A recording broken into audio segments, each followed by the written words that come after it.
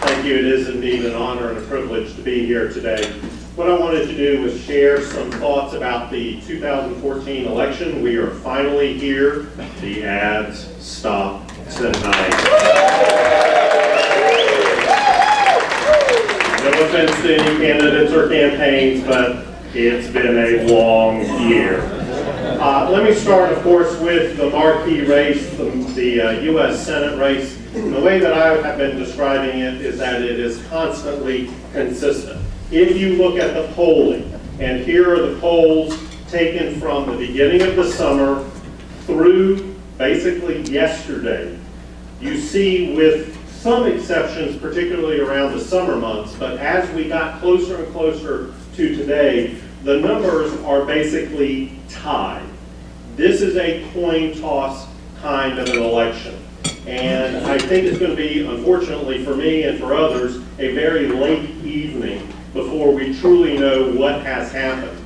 But this is one of the marquee races in the country, is here in this state. And I think it's important to understand where the predictions are for this race. 538 has it as a 70% chance of a Hagan win. Those at the Washington Post give it about 78. The Huffington Post model, about 55. Charlie Cook, who's probably the premier independent analyst, rates it a toss-up. So too does Stuart Rothenberg. Larry Sabato at UVA says it leans Democratic, but again, a kind of toss-up. So we're going into an election truly undecided. It could go either way. What we are also seeing is how important this is in terms of the national perspective. All of the attention is on the U.S. Senate. And currently, right now, it's a 55-45 split between the Democrats and the Republicans.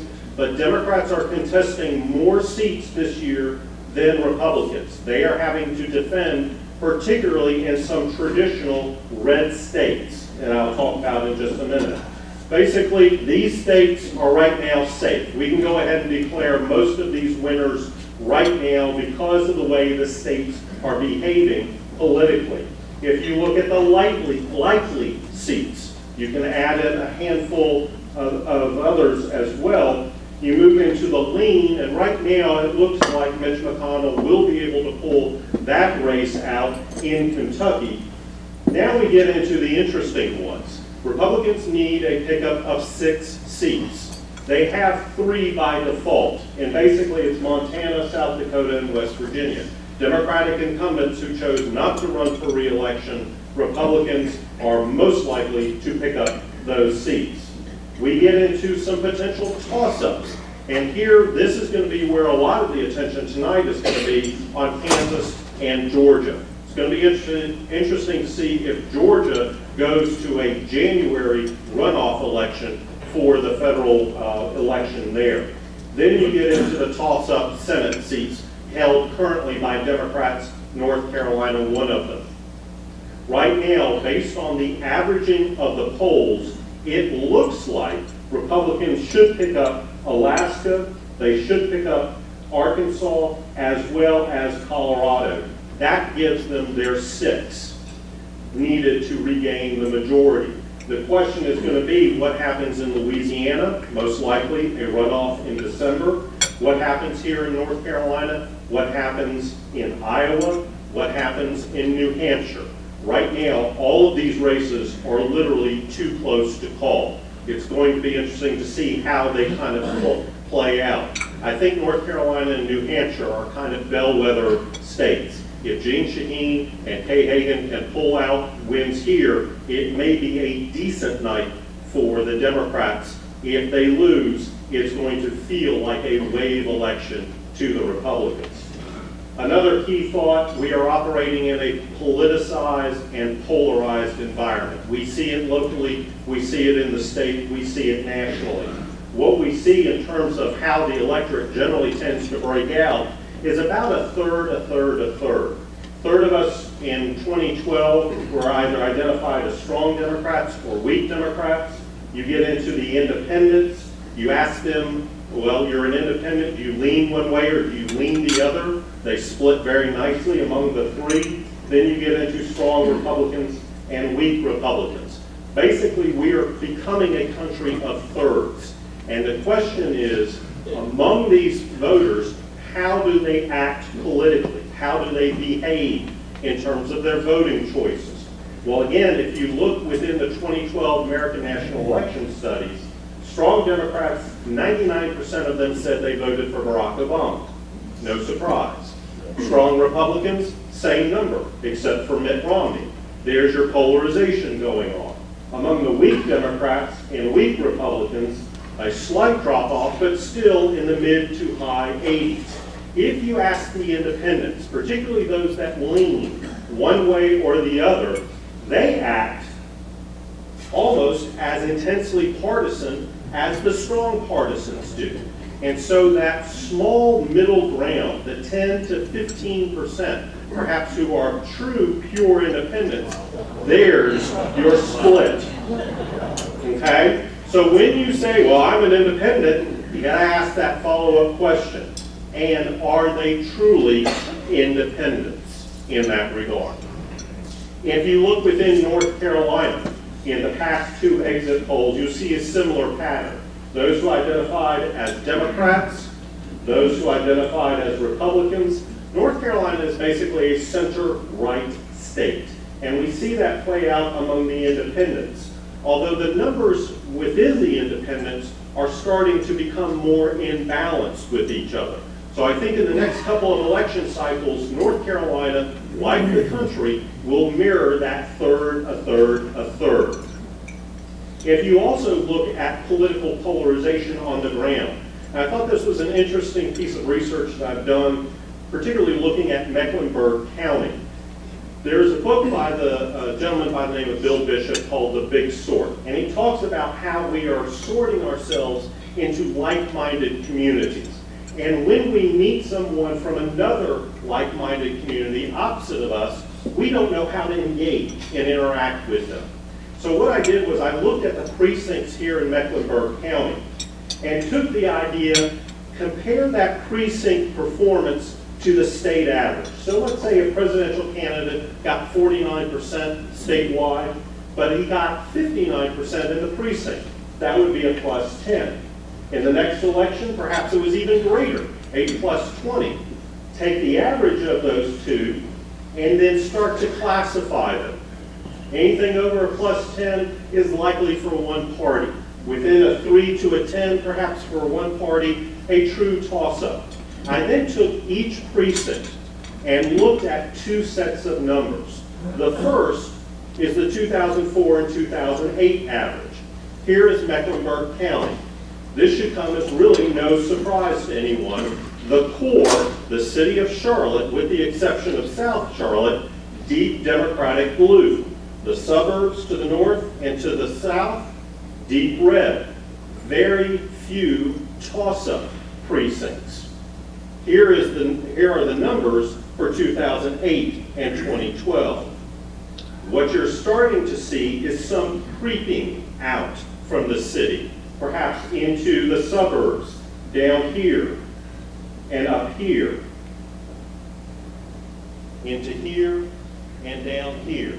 So this is going to be an interesting trend for those of us who study voting patterns to watch how Charlotte and Mecklenburg County tend to vote and react going into the future.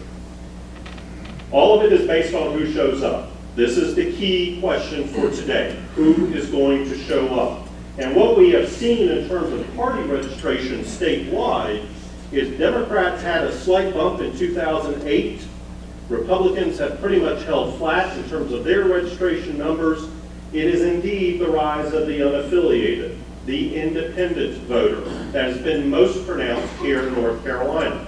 The question is, yes, they register, do they show up to vote?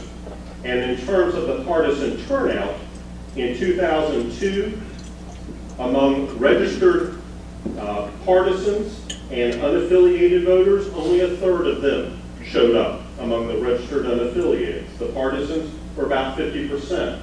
2004 presidential year, the numbers go up. A midterm year, the numbers go down. Presidential year, it goes back up. Midterm goes back down. Presidential goes back up. I believe in patterns. You look at politics, you can see patterns emerge. We should see another kind of traditional pattern in terms of our midterm elections here in the state. You basically look at 2006 and 2008, statewide, we should see about 30% voter turnout among registered unaffiliateds, higher among the registered partisans. Well, that could be the case, or this could be a different type of midterm year. When you combine all of this, you see within the pool of voters a kind of growing band there in the middle to where now registered unaffiliateds are 27% of the eligible pool. The question is, again, who shows up? And in midterm years, presidential year, midterm year, and presidential year, always notice unaffiliated never reach their registration numbers. And in fact, in the two past midterm years, the numbers for Republicans always overperform, 37% to their registration number of 32. So if you ask me at the beginning of this year, what would the electorate tend to look like, I would say it's probably going to lean Republican this year in terms of what we have seen in the past. Is that going to be the case? Well, what we have had so far are early votes. How many folks have early voted already? Substantial number. I think that's going to drive the turnout. Turnout in 2010 was about 44% statewide. I think we could be hitting into the high 40s when all is said and done. And among early votes in 2010, what we saw over the 17 days were Democrats doing this, Republicans doing that, and again, unaffiliated voters substantially below. Here's this year's numbers, and remember, we're starting on day 7 because of 7 fewer days, same number of hours, fewer days. Registered Democrats, registered Republicans, registered unaffiliated voters. Democrats and unaffiliated voters in early voting are acting like it's a presidential year. Republicans are acting like it's a midterm year. Could there be a difference? We'll find out after 7:30 tonight.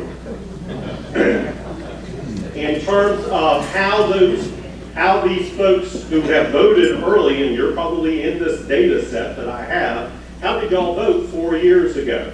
If you cast an early ballot already, the likelihood is among most of the voters, some of them voted by in-mail, most of them voted in person early, some of them voted on election day 4 years ago. But here are the folks, and then there are other methods, here are the folks that didn't vote in 2010, 4 years ago. In particularly, 33% of the unaffiliated voters didn't show up 4 years ago.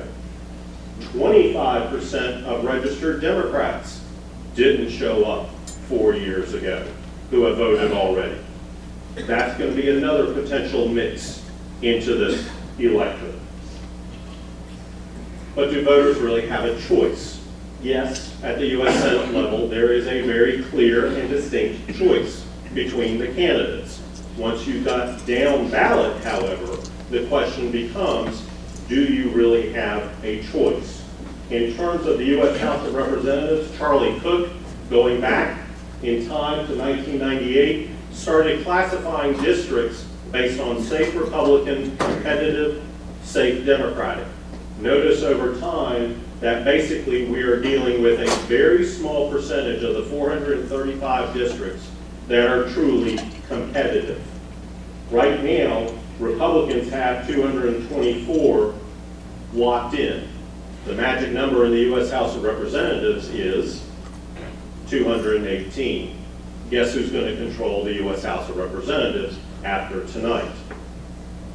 Here in North Carolina, if you look at how President Obama performed within the 13 congressional districts, compare that to the performance of the Democratic candidate for Congress, you find a very nice pattern emerging there of basically almost one-to-one voting.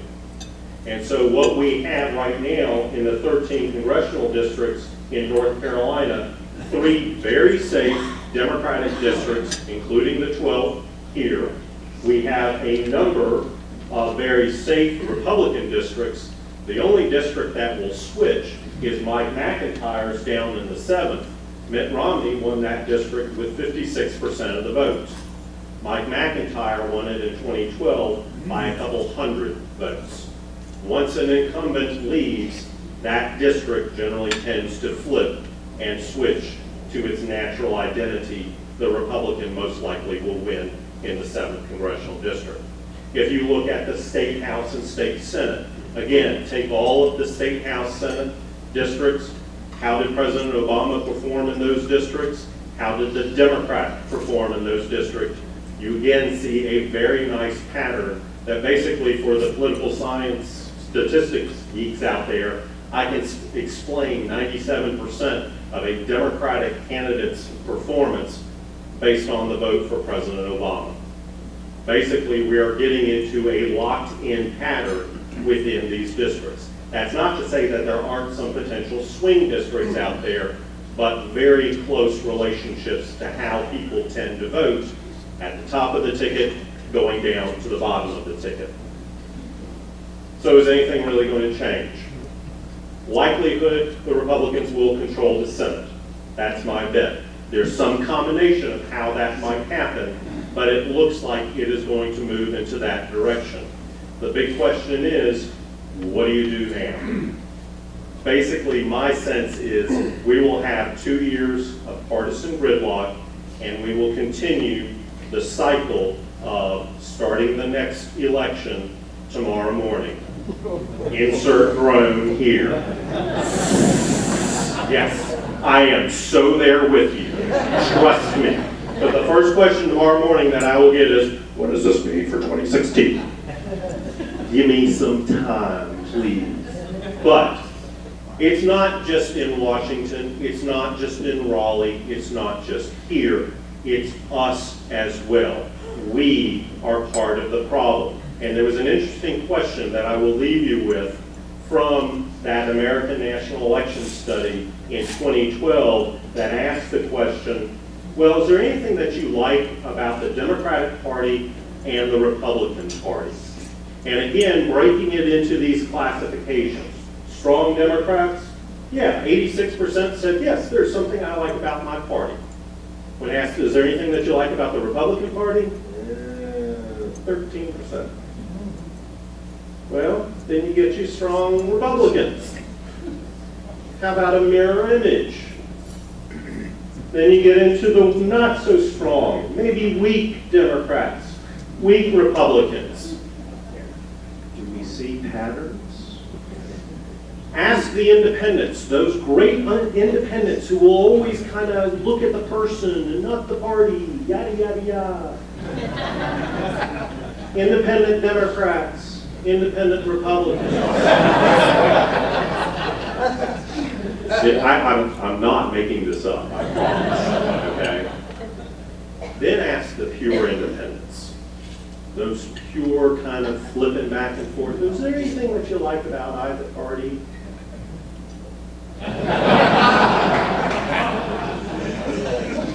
And with that, I will be glad to take any questions.